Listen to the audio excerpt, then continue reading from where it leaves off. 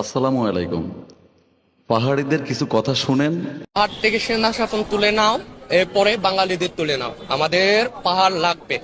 আমাদের CST CST Chittagong আমাদের, আরো পাবেন না। সিএসটি সিএসটি আমাদের আমাদের হতে হবে।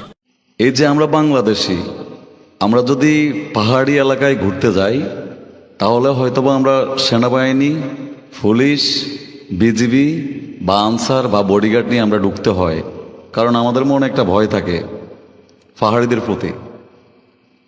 এখন আমার প্রশ্ন হচ্ছে, পাহাড়ি যারা আছে, উপজাতি বলেন, তারা কিন্তু আমাদের বাংলাদেশে উন্মুক্ত, ব্যবসা করতেছে, তারপর জব করতেছে, স্বাধীনভাবে চলাফেরা করতেছে, আমরাও সম্মান দিচ্ছি। কিন্তু আমার প্রশ্ন হচ্ছে, আমরা যদি পাহাড়ি এলাকায় তাহলে আমাদের কেন এসবের প্রয়োজন হবে? এর কি সমাধান আছে না নাই? আপনারাই বলবেন।